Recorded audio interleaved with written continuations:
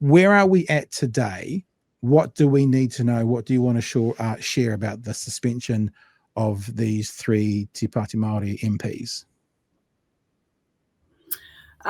So we were all down in Wellington yesterday with Toitū Te Tiriti to support the Te Pāti Māori MPs with their impending suspensions, which were supposed to be happening yesterday after the debate in the House. But obviously that all got put on hold and the suspensions got suspended for an extra term.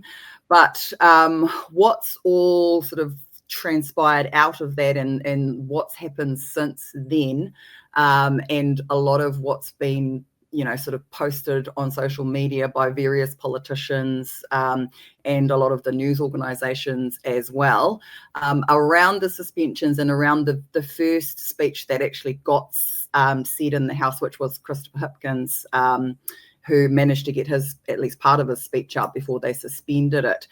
That's what I want to talk about, because there have been some things said in that speech by Christopher Hipkins which I don't agree with, and they were already in the report from the Privileges Committee as well. And when I read that, I was really disappointed with the position that the Labour Party's taken on the suspensions. And a lot of people are sort of viewing what they're saying as positive, whereas I'm not at all viewing it as positive, because they're still saying that they deserve to be suspended. And you can dress that up 10 different ways you want, and you can say, but we only think it should be for 24 hours. But at the end of the day, that is still a suspension for doing a haka in the House in protest to the most divisive and racist piece of legislation that's ever been introduced to that House. And I have a massive problem with that. And I'm not going to sugarcoat it, and I'm not going to say that it's okay if it's only a 24-hour suspension, because it's not. Okay. As a lawyer, do I need to pay you to ask you as a lawyer? As a lawyer, do you think, and look, I actually agree with you, right? I'm on board. I completely agree with everything you've said. As a lawyer, and looking at what the rules of the House are, did they break the rules of the House? No. And that's the thing that has been gaslit and swept under the carpet.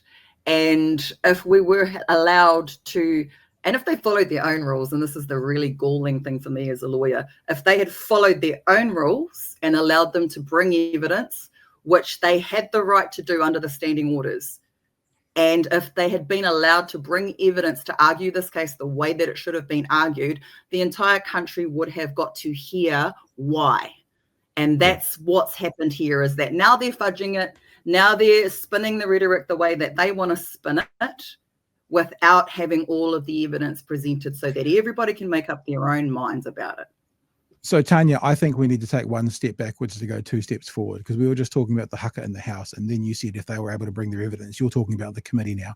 So can you give us like a 60, 90-second explanation about the Chris Finlayson, about what wasn't allowed? And then we'll, if anyone's missed that part of the conversation, we'll all be on the same conversation together. And go. Yeah. All right. So from the get-go, the first thing we asked the Privileges Committee was, can we please bring evidence? Can we have Christopher Finlayson represent the MPs? And can we have a joint hearing? Because they wanted to have individual hearings, give them half an hour each. And those are all completely reasonable things to request, right? This is a serious matter. Yeah. They were intending to potentially punish them in a serious way. Any court in any jurisdiction, you're allowed to bring evidence to defend yourself. If there's a charge that's brought against you, and it could have an effect on your reputation, which is what the standing orders say, then you're allowed to bring evidence to defend yourself. So right from the start, they said no to all of those things, including for the ability for Chris to represent them.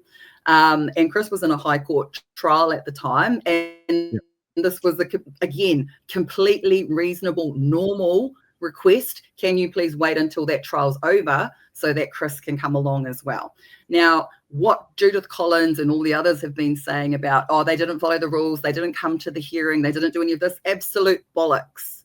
We wanted to have that hearing, and we wanted to give evidence, and we wanted to present it in a fair and reasonable way that followed the rules of natural justice, and they just kept refusing. We asked them twice. We quoted their own rules to them that clearly said they've got a right to bring evidence if this is going to have an effect on their reputation, and it will if you're found in contempt in Parliament and you're suspended for the longest ever period in history.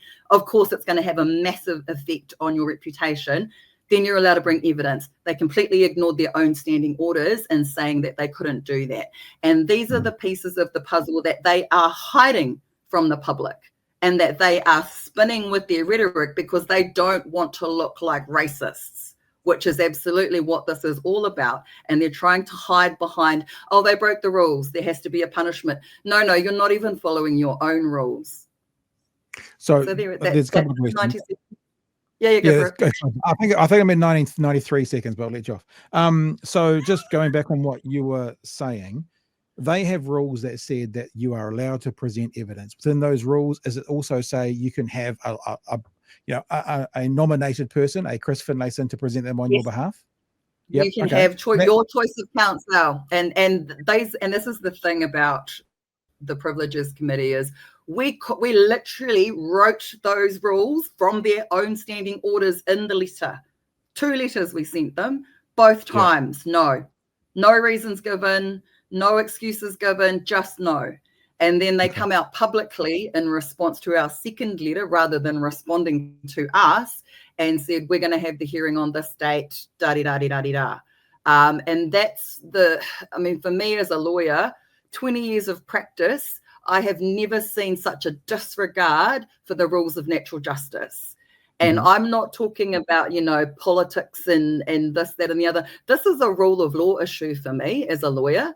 This is Parliament just completely disrespecting the rule of law and the basic fundamental rights of people to defend themselves if they're going to be punished.